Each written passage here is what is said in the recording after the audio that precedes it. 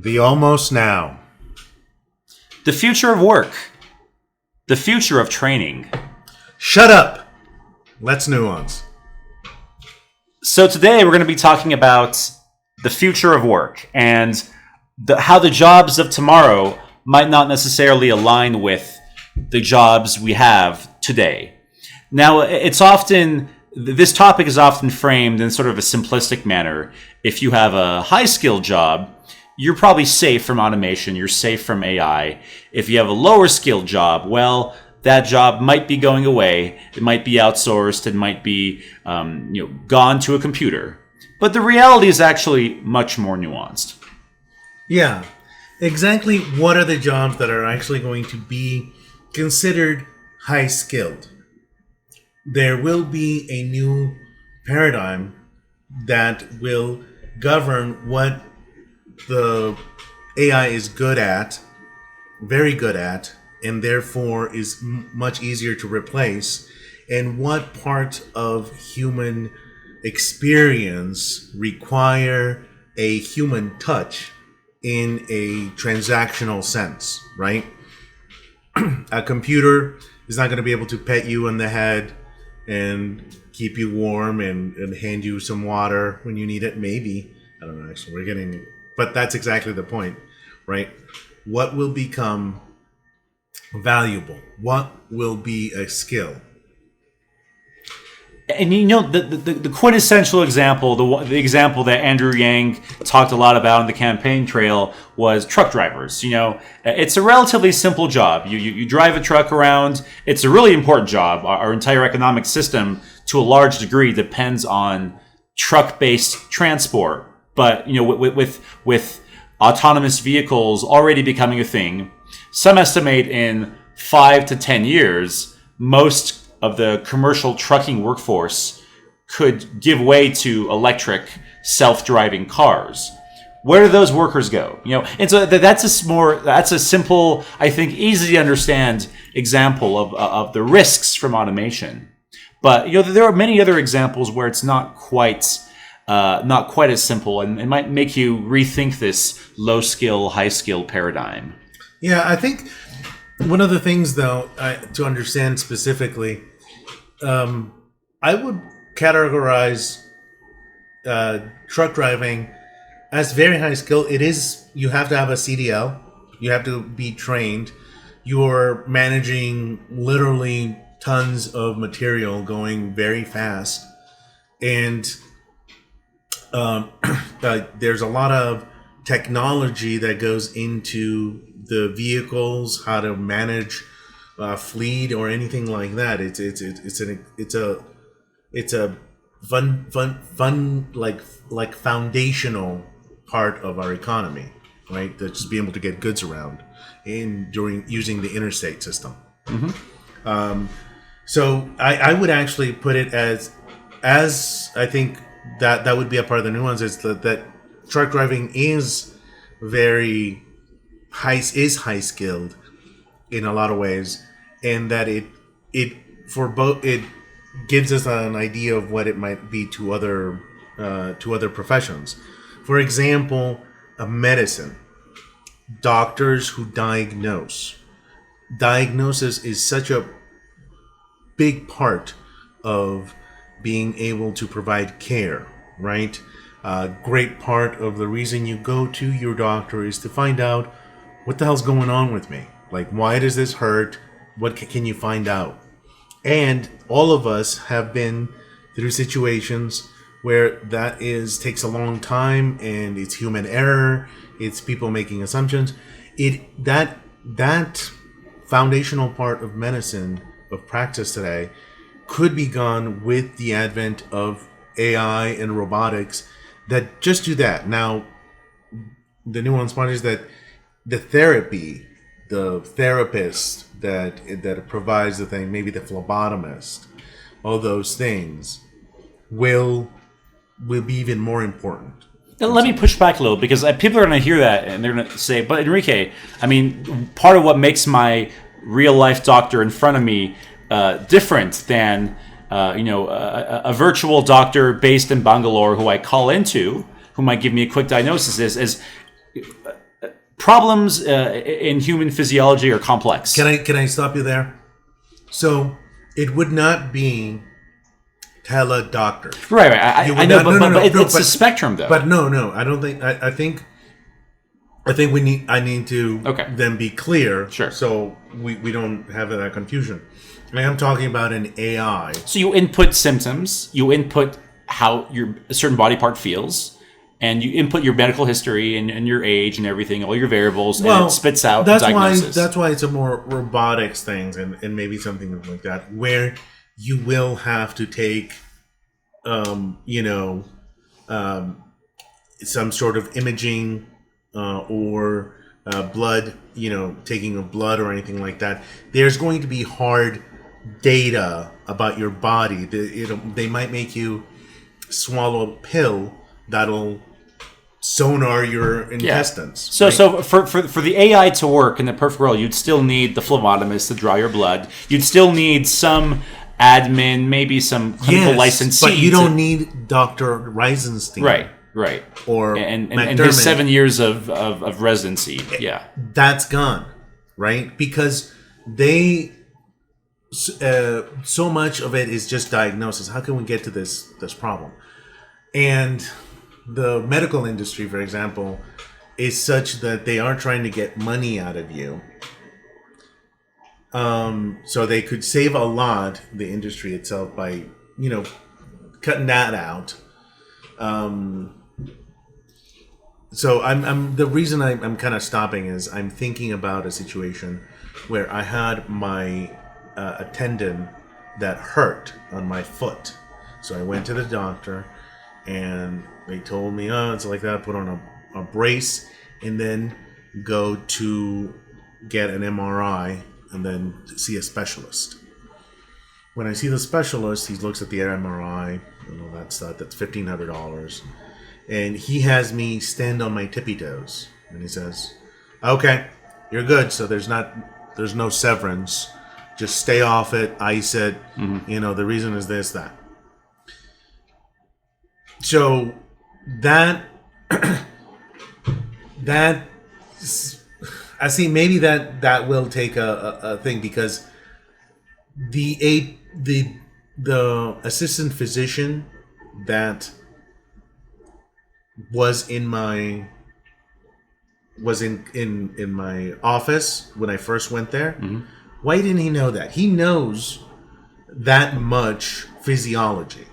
To be a physician's assistant, to know that this tendon goes around here and effectuates this movement is kinesthetics. I don't know if it's called kinesthetics, but it's definitely a class that they take doing that. And yes, it took that level of skill as this. He was a very sage-looking doctor. He was comfortable. He had the white overcoat. He had the how black they hair. know they're super confident is they're dressed like with just whatever they kind of want. Not like bad, but sure. But not a doctor's coat. They're like, what? You gonna say anything? I don't need this coat. I don't need this coat. Like I'm the only one who can tell you anything about this one little thing in this entire. Take it or leave it. Exactly. So imagine having that person at the end of my entire thing in your first visit, because there's many things going on with that first assistant physician that I met. First, he's got a thing that he wants to charge me more for something, right? Second, he's tired. He's not thinking about that. He's like, okay, let me ponder about this. What does his foot look like? And he kind of knew. So, I don't know. But imagine that not happening anymore. At least not being the stupidity of the AP, the physician, or the doctor, or the nurse that took care of you. But it knows right away. You can tell, and that's taken care of. The first person that develops that sort of technology is going to do really well. And it's going to do away with these doctors that do residency. Nurses will be more, I think, valuable because they are the implementers. And also with nurses, it's often you're nursing people from a disease or from injury, and there are numerous variables that they have to. Well, I mean, I was going to say numerous variables they have to take into account for any given person, but you could probably automate. You could automate the decision making parts, but the actual implementation would have to obviously be done by a human in many cases. And we're still very far away from getting rid of surgeons or anything like that. Now, I think it's going to be a gradual process because you're going to have, obviously, pushback. First, there's the liability piece. I mean, I can imagine all sorts... before our case law becomes... Imagine that going away. You're a hospital that can do away in one fell swoop with buying $100,000 worth of equipment. Or right, but the liability from a mistake happening. So you remember the first time again, like you remember the first time Uber. Do you know how many mistakes are medical mistakes? No, but it's a perception issue in your case. So Uber. Let me make a quick Kevin, summary. I don't think you know how advanced the AI can be now. How much better than Enrique? I'm saying that the law and the law, the justice system has not caught up with it yet. So that's why it's going to be gradual. The first hospital company to start doing this is going to get lots of pushback, and they're going to be probably sued numerous times. But once those decisions are upheld by the courts, and once other hospital companies start realizing how much they're saving by automating, they'll move. Most things that humans think of as sacrosanct, in terms of the interaction you have with a professional, you can get over that barrier. Yeah. If someone's like, wait, how about you don't have to deal with that, and I just give it to you? Like, oh well, okay, peace, dude. You know, and that definitely happens. But getting back on the topic of specifically, I forget. The future of work and the future of training. I think training is the interesting thing. I think it's pretty obvious. Most people know what type of jobs that will be in demand is going to look very different in 30 years than what it looks like today. So how do we train those future medical professionals or other workers or the TikTokers? Or the TikTokers, yeah. I mean, people are making money off that and presumably earning livings. Well, eventually, in some ways, that's the only real currency in that technology, like the attention of people, the intent and will of people, right? To be able to control that. Yeah, the ultimate commodity is attention, which is bought and sold by platforms. Yeah, exactly.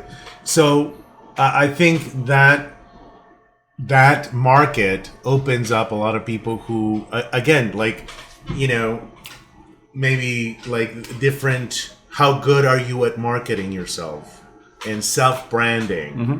Like self-branding, I don't think even in the 80s they had that term, right? Right. But now that's something that 15-year-olds are doing, and that's an interesting thing.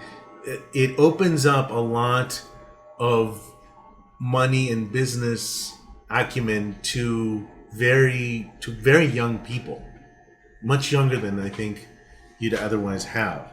Yeah, there is a degree of democratization happening. So to some extent, you can do away with the barriers to entry in the past. In the past, if you wanted to be, you wanted to be famous via the media, you maybe have to go to journalism school or acting school or drive to LA and try to get lucky. Now that's essentially the tools to get noticed ostensibly are in everyone's hands. So that's democratization parts. Now, the other interesting thing, though, is there's more competition, though. We've removed that barrier to entry. We've removed the previous requirement to go to LA and meet the right people. Now everyone and their mom is making fucking TikTok videos. And that's all potential competition. Have we created a new generation of ultra-capitalist 15-year-olds? And that's exactly where we're going to leave that. Find out what it is that might just happen. Because how are the young people, the spirit of people going to react to this change in work, right? There's different things that we're asking of them, like the children that you just mentioned. Right, and to some extent, this is one small example, but in other respects, this is the whole thing. I mean, most of what we're doing as workers, it's changing because our attention spans as workers and consumers both are reducing. So I don't want to say we're dumbing down the goods and services we buy and sell, but it's a different type of purchase and attention that's required. We are offloading intelligence in a time where we can manufacture intelligence. I think that we definitely think about dumbing down, but that's the same thing that was said literally about the written word. Because people would forget. Like, they're like, people are forgetting now. You know, they write their stories down and they don't remember them word for word. As a poet, one thing about a poet is they remember their poems. Like, that's how you know a poet. He can be like, and then and they say their poem because they're like, you know, whatever. But that is that's separate than what we're talking about. So Let me just finish up with one piece we haven't fully dove into yet: training. Okay, so we've talked about some of the trends happening, the different skills required, but how is training? How does training have to change? I mean, in the TikTokers example, there might not be a lot of training required. I mean, no, but there is. So I think let's go to Gladwell. Just 10,000 hours a minute. Children, especially when we're talking about TikTokers, we're talking about children. Children learn by watching. They have their phone in front of them watching. They try things out. They see how it works, and then they keep going. The environment teaches them, and they are learning. And children are just geared for that discovery and learning aspect. So having that young access to that level of technology, I think they are training. That's the way. but you're redefining training. Training, the way I view the term, is it's a regimented type of instruction, type of curriculum that's curated by people who are experts in the field to make you to concentrate. 10 things you have to do to be a successful TikToker, right? Like, it's regimented.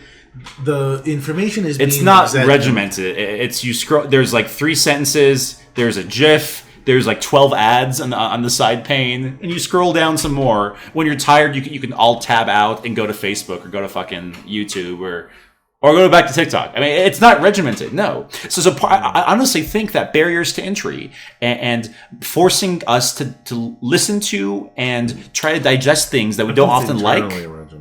That's part of training. Training is part of training of all nature, of all types of professions, is discipline.